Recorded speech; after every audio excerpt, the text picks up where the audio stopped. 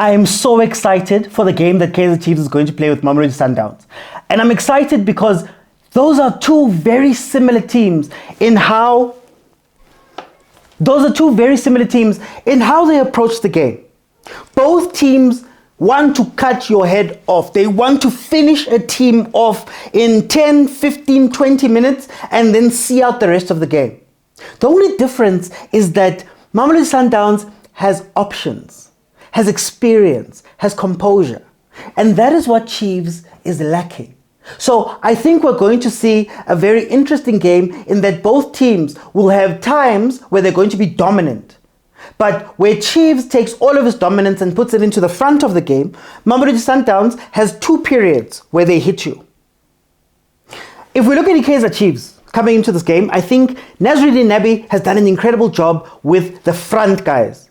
If you look at a Duba, a Chivavairo, a Sirino, a Shabalala, if you look at those 4 players, they now have a purpose going forward. We know what they're doing when they go there. Sirino is the brain, gets the ball, and he makes the decisions of where to play it while the other guys make runs, which is incredible, something we've been asking for a very long time.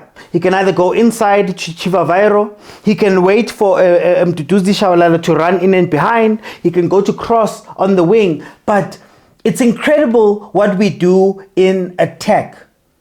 The problem though is that while the front 4 is incredible, the back 6 is lacking something.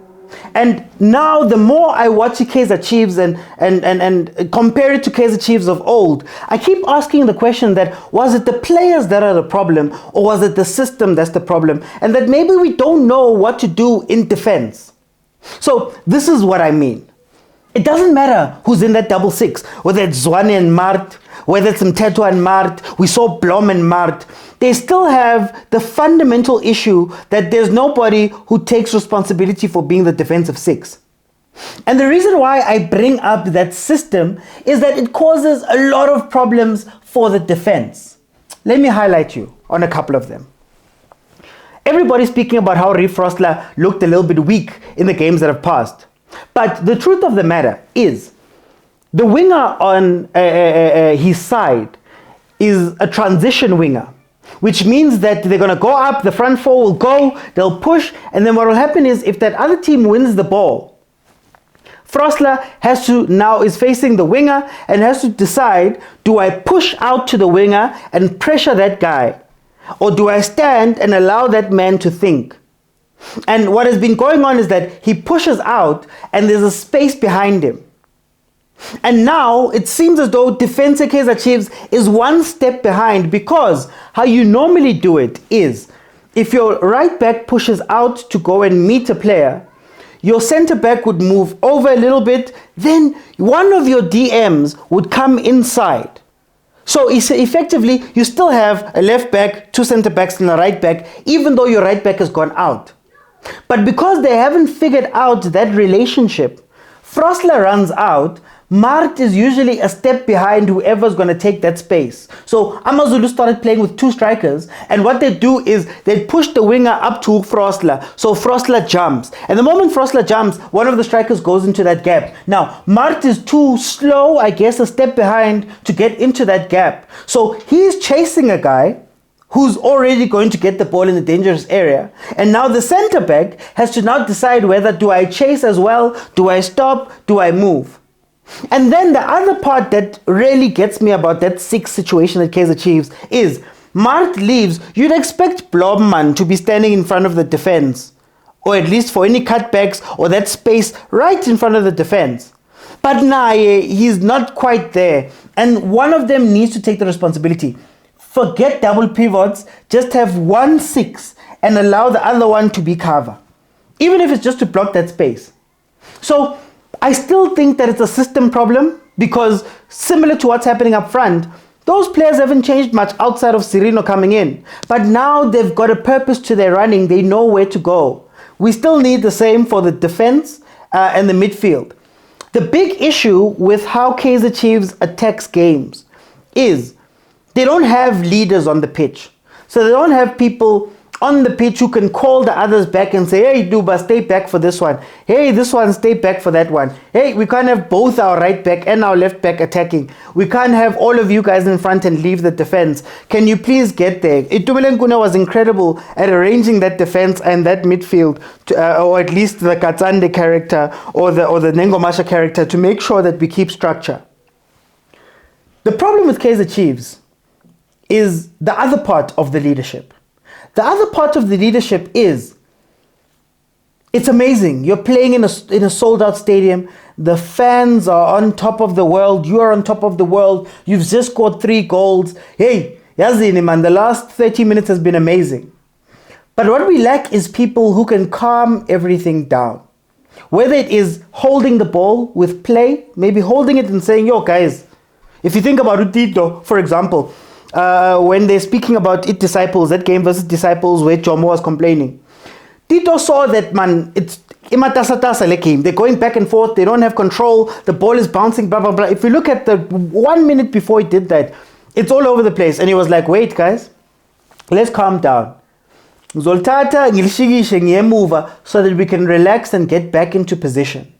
But the other part of leadership needs to be, guys, you can't go 200 kilometers an hour for 30 minutes. Because what happens is for the next 60 minutes after that, you don't have anything in the tank.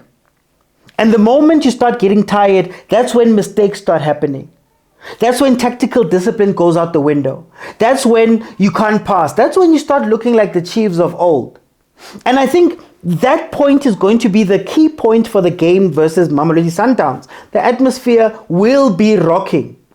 And if we do manage to have an early 20-30 minutes that is high octane, we need people that are going to be able to calm it down. Sundowns does this incredibly well, because Sundowns also is a team that plays incredible attacking fast football for maybe 20-30 minutes. But what they've done is that it's either they split it up and they say we're going to have one run in the first half and another run in the second half. Right? Or they say we're going to wait for a specific point, 60th minute, 65 minutes, Tembazon is going to come on, we're going to hit them for 20 minutes and then relax again. But the key difference between Chiefs and Mamelodi Sundowns has the luxury of relaxation. Mamelodi Sundowns can look back at their defense and say, yazi ni Ronwen Kutsie Alende. Ha man bazoldlala ibhola. Bazoldlala. That team is trying to attack us. It's fine. We're going to defuse the situation. Ronwen is going to get the ball. They're going to knock it around. They're going to frustrate them. They're going to make the triangles. They're going to do all of that stuff. And when that team gets happy-go-lucky or tries to come back into the game, straight to Ribeiro. Ribeiro plays in Reyners, Matthews, boom. I want to go into Mamelodi Sundowns. Sorry to interrupt this video, but I need a little bit of your help. If you're watching this on YouTube, you can probably see my subscribe account. And if you can, I'd be very grateful if you would subscribe. That is actually the best way to support this channel, because the bigger that number is, the better it looks to potential guests and other brands and companies that I will approach for sponsorship. It may seem like a very small thing to ask for, but it actually helps with all of this. Thank you very much. Let's get back to the video. Mamelodi Sundowns' maturity is incredible. Coach Manqoba has figured out how to use Matthews and Reyners. He's figured out that Reyners is not a striker, a 9 type of striker, your old school who stands by the defense. He's a transition player. And when you transition, similar to what Chiefs has, you need a brain, which Ribeiro Costa has been incredible in the brain role, the 10 role. It's almost like taking Tembazwane out, moving him from the wing, taking out Peter Shalulile has allowed him to control that space when there's chaos. The moment Sundowns wins the ball back or they're going full tilt, they give it to him, he makes the decision. And to go back to Reyners, the way he was used at Stellenbosch was as a 2-man transition. It's either him and Van Wyk, him and Titus. Stellenbosch would keep their structure, win the ball back, play it up quickly. It's the two of them. It's usually 2v2, and they usually kill teams. Think about the game that they beat Orlando Pirates. I think it was in the beginning of last season. So he's figured out that let me not use him as a 9. Let me use him as a winger type 9, but fast in transition. And what scares me about the game that they're going to play versus Kaizer Chiefs is Kaizer Chiefs has the same problem that Gallants had with their left and right backs.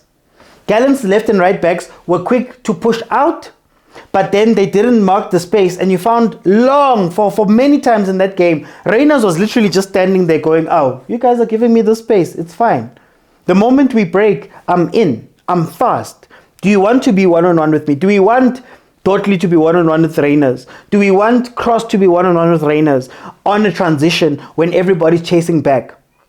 So that is what worries me. But the weaknesses of Mamelodi Sundowns is that they'll give you chances.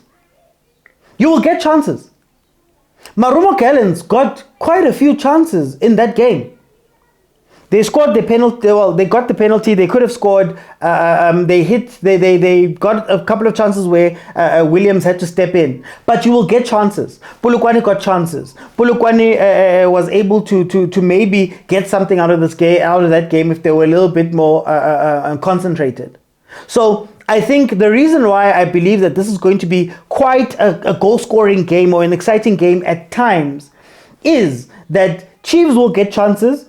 And if they can convert the way they've been converting, that puts Mamelodi Sundowns under pressure. But Mamelodi Sundowns has the patience and understanding to pounce at certain times. And when Chiefs is tired after giving their all, that's when Sundowns is going to be the most dangerous. The only thing stopping Mamelodi Sundowns is the substitutions. I think versus Marumo Gallants, the substitutions that Coach Manqoba made, I don't know if it's because they thought that the game was done.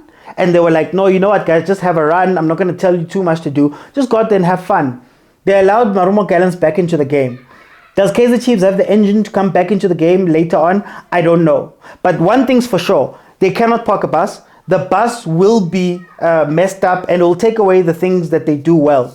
The bookies are saying that Mamelodi Sundowns is going to win this game. They're with Mamelodi Sundowns all the way. And I agree. But I think this is going to be a 3-2 game. I think this game is going to play out similar to how Pirates played versus Chiefs last season when they beat them 3-2. I think Chiefs is going to come out of the gates aggressive. I don't think they can help it. I think if that stadium is sold out, they're not going to be able to help themselves in going too hard. So the first 30 minutes, they're going to go out and maybe score 1 or 2 goals. Then as the game breaks down, and goes further, Mamelodi Sundowns will come out and make it 3-2 later on in the game. So I'm predicting a high-scoring game. I think it's going to be a 3-2. I think Sundowns is going to be cautious. Obviously, it's an away game. They're going to be a little bit muted in the beginning. But the moment that Chiefs players start to tire, I don't believe the players, your Crosses, your Sirinos, your Marts, I don't think after exerting themselves that much, they don't have the engines to finish off games. So it's going to be very interesting to see how that game plays out. I'm so excited. I'm so excited. When you're watching two boxers that are going for a knockout, that are always going for a knockout, I think it's incredible because you get that hype. You get that moments, man. Those 10, 15 minutes. I think there's going to be 20, 25 minutes that are going to decide this whole game. And both teams are going to be with their backs against the wall for 10 to 15 minutes each. It's just going to be, for me, that Mamelodi Sundowns' composure and the experience and the ability to hold the ball, they can control a game after taking a lead, is going to be the defining factor in this game, because Chiefs can't. Chiefs gets overwhelmed. Then they start losing balls. And the substitutions they brought in, while we know that they can work a certain way, by that time, you are now throwing long balls to Mfundo. Why is Mfundo on the pitch? You're now not able to put together 3, 4, 5 passes, right? So it's going to be very interesting. Let's see how that game pans out. I am excited. I'm not going to lie to you. But thank you guys so much for joining me. I'll see you for the live watch along of that game. Bye, everyone.